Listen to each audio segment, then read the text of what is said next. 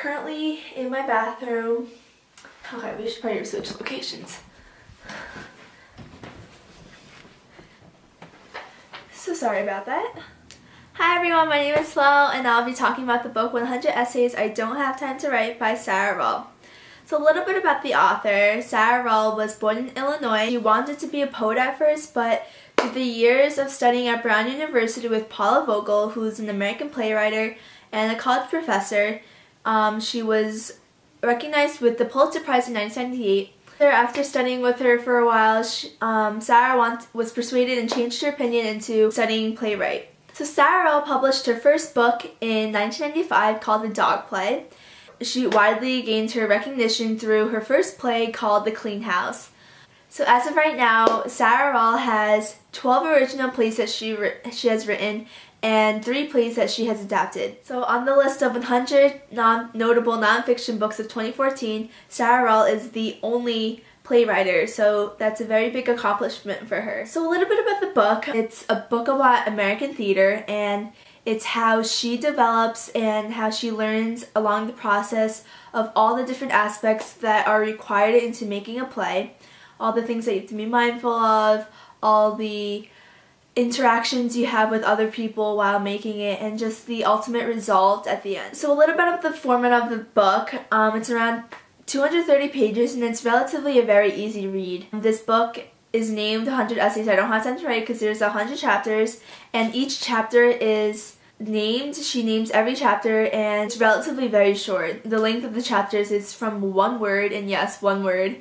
Chapter 60, she mentions a question, and the question is there an objective standard to taste? So, and then the chapter reads no. So that was a full chapter, chapter 60, and so that was obviously her shortest chapter, but other chapters range from 4 words to, I think the longest being 7 pages, and it was talking about her ideas on if playwright is teachable. The book is divided into 4 sections. 4 sections being the writing of the play, the acting in the play, the people who watch the play, and lastly the making of the play with other people. So due to the brevity of each chapter, chapter 1, Sarah introduces herself by apologizing about the brevity and all the shortness of the chapters. So what I also liked about the book was her friendly style of writing. I enjoyed how I was able to connect with the author, and I find that very important when reading, and I also found that I bonded with the author very well, and it was easier for me to understand the things that she was talking about because of her friendly style and her way of talking to the audience. So a little example of her friendly style of writing, chapter 23, she names it neologisms. And if you don't know what a neologism is, it's a creation of a new word or a phrase, and she talks about how Shakespeare in his plays throughout the years of his experience and his wonderful works in American literature, she talks about how he has created many neologisms throughout the way. What I found interesting about this chapter is Sarah Ruhl, the author, she gives the audience an assignment. The assignment reads, write a play with at least 3 neologisms, at least 1 being an insult, 1 being an expression of disgust, and 1 being an expression of love. I personally did not write a play and discuss this factor of neologisms in this chapter, but I found it very interesting that I've never encountered a book that the author has connected with the audience in a way of giving them an assignment. So I found that very interesting and very cool. So as the structure goes with this book, what I didn't really enjoy was the fact that the chapters were, even though it was sectioned into specific parts of the creation of each play, she definitely did rant on about topics that I didn't find too interesting or didn't really relate to the topics that she was talking about before or even after. So I found that kind of tedious to read through. So since there isn't a specific plot or a basic idea or a topic that it was on besides American literature, since it's such a broad topic, it was kind of difficult to find what to talk about exactly. So chapter 27 was by far one of my favorite chapters throughout the book, and the title reads, The For Humor an essay in 4 parts. So this essay captured my attention due to a traumatic experience that the author had in the past, and she was able to share it with the audience. Sorry for the switch in location, but anyway, back to where I was. Chapter 27 is probably my favorite chapter in the book, and I wanted to talk about this chapter because it was a serious issue that she had throughout her pregnancy process, and it was not your typical pregnancy, so I wanted to share a traumatic event that helped her that she overcome, and now the result is her with 2 happy kids. So throughout this process, she's been diagnosed with so many different things. She's been diagnosed with colitis. Colitis is a disease where it's a symptom all over your body where you start to itch all over, like you cannot control it. And this is a serious problem because this could soon lead to your baby's dying, so that's the last thing that any pregnant woman would want. This chapter also covers her when the doctor tells her that she has Bell's palsy, and Bell's palsy is another symptom, another disease I should say, where it's a lesion of your facial nerves, so half of your face is paralyzed. So just those are the 2 main events that happened during this process, but also both her babies are rushed into the NICU. She has to leave the hospital because her insurance doesn't cover her stay. So it was just like a crazy couple days that she went through, just wanting to have her 2 twins.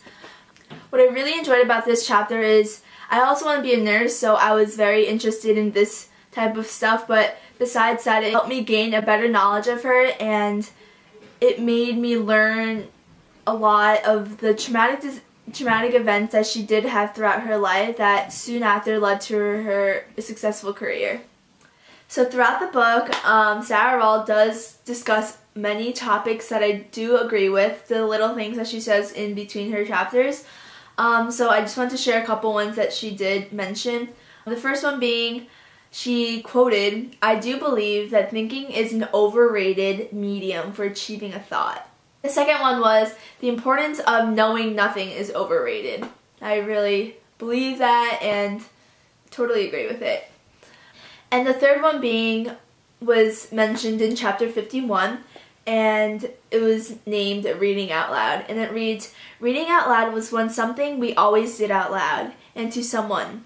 Solitary reading, silent reading came in vogue around the time of Augustine. Now all our acts of reading and writing are instantly transmittable and in silence. In digital age, we read and digest text and silently text back, never having to read them out loud."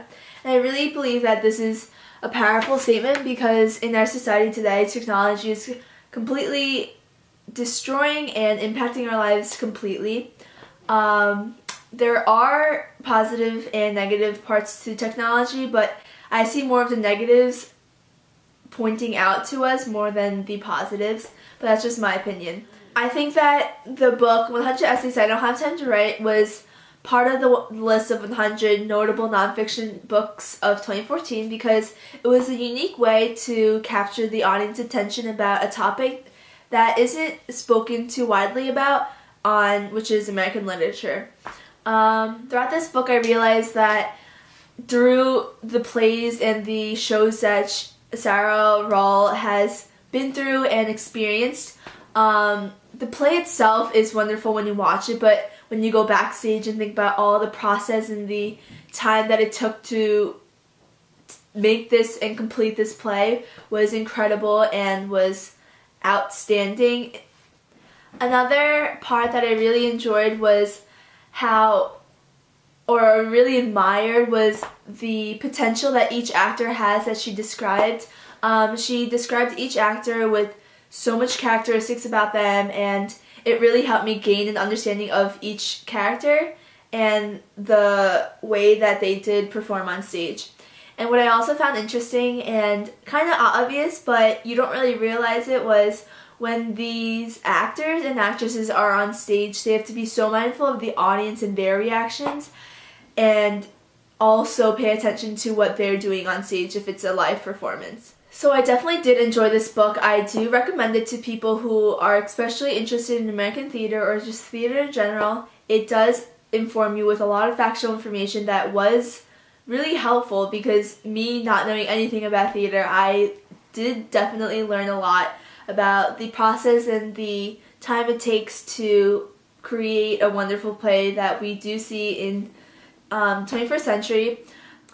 So that's the end. Thank you so much for your time. I appreciate it. Bye!